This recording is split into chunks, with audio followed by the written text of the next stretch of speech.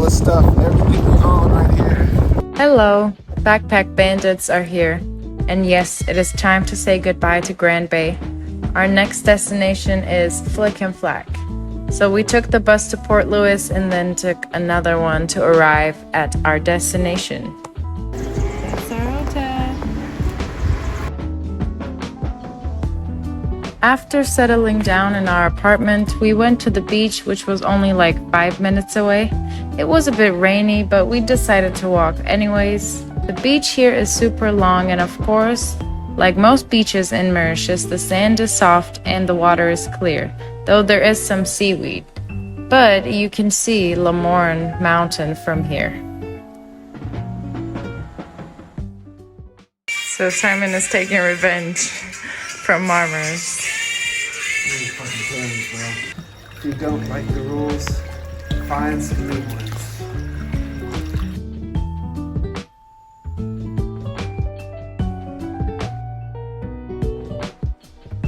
Crazy bus ride. Crazy bus ride. So we're in the mall. We're at the mall, and hey, I got to yelling at that guy over there. I was yelling at him. I said, bro. I said, we're going to Le Morne. He said, what? And I said, bitch. Wow.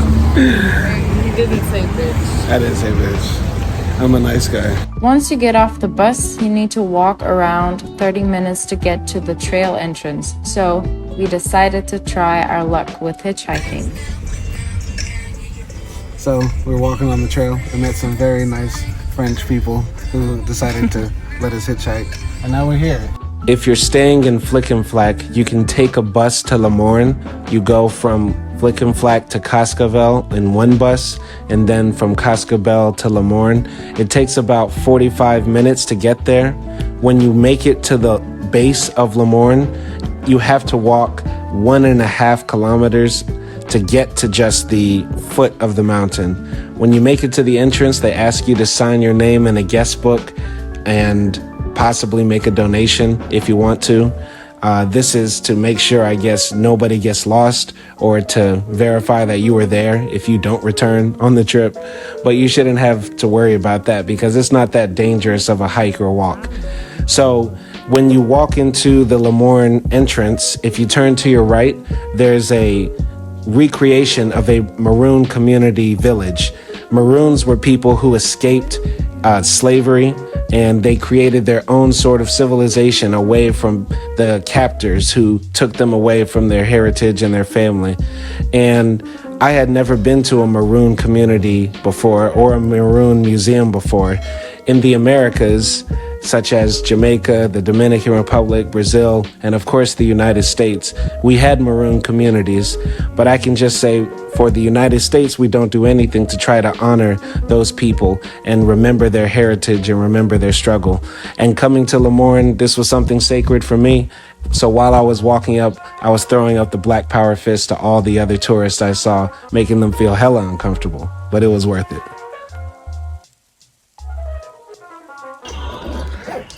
We did it. It was Close scary. to the top. That was scary, but not as scary as slavery.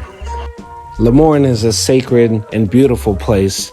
Beautiful because the view from the summit is absolutely stunning. As you can see, when we made it there that day, there were at least 10 other people and many other groups of people after us who were coming to the top to take pictures.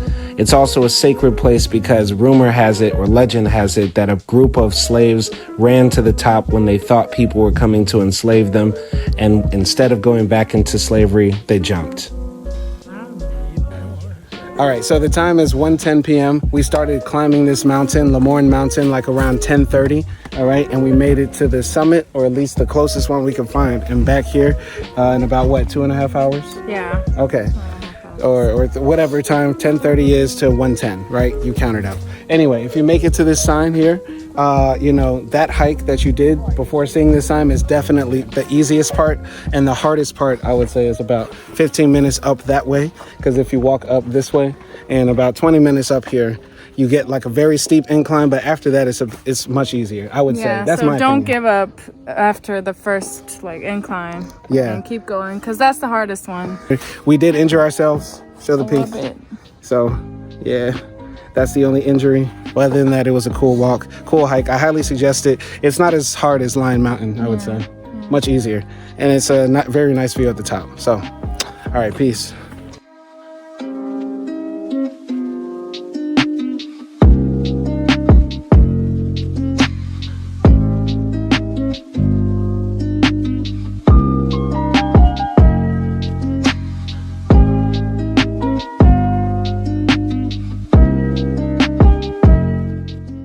For the next couple of days, we were kind of busy with work, so whenever we could, we went out to the beach, we hung out around the neighborhood, and tried to explore what was around. Going to the mall! Going to the mall. And Simon's gonna buy me just a bunch of stuff. Shiny things. Yeah. So we're going to the Cascabel mall today, and it should be like 10 minutes away with the bus.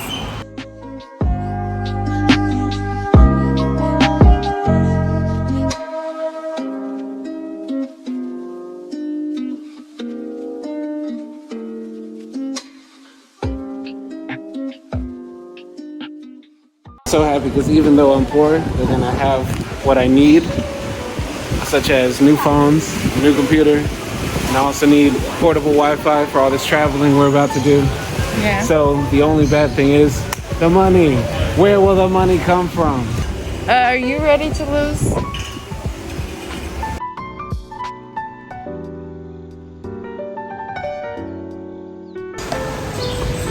Check. I think that might be made. That might be made. Try. I can't go here. I can't go here. I can't go here. I can't take any other pieces. I don't get any other pieces. I can't go here. That's made. That's made. That's a good game. It's time for a Middle Eastern celebration. Shake your boobies. That's a good game. Oh wait. Good game. Good one. Cascavelle Mall is a mall right outside Flic-en-Flac that you can go to. Taking the bus from Flic-en-Flac to the mall will only take about 15 minutes. Once you're there, there are many options for entertainment, food, and shopping.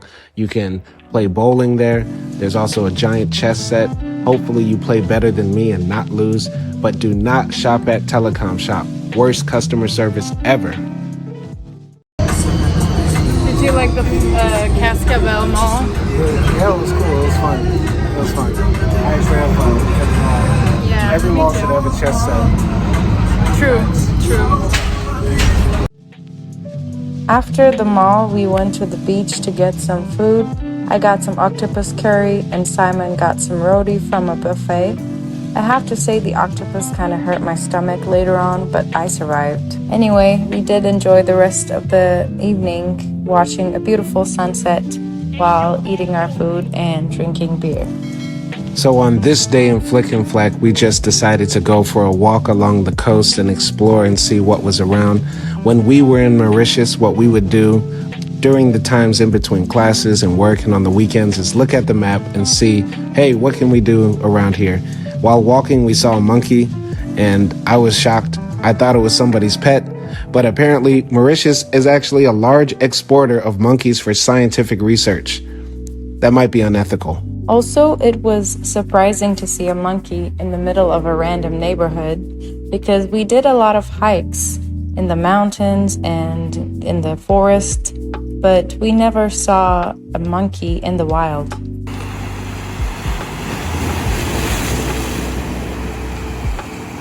So the way Acti and I explored Mauritius is just by looking at Google Maps, seeing what was around, and either walking there, hitchhiking there, or taking a bus to the place that we saw on the maps. We saw this waterfall that was listed on the coast, so we decided to go on a hike. We walked over these large rocks just to make it to the small little waterfall, and it was cool just to take a few pictures there. Also, while walking, we saw these really small black crabs that were crawling all over the rocks, and there were also these little worms that were jumping on them too. It was very strange. Somebody from Mauritius, please explain what this wildlife is. Anyway, Staying in Flic-en-Flac was a blast. We had a wonderful apartment with a great host, great pool, right next to the beach with great views of either side of the city from our windows. Hit the like button and subscribe if you're enjoying our content, enjoying our adventures. Thank you to all the subscribers that made us hit 140. Peace and love.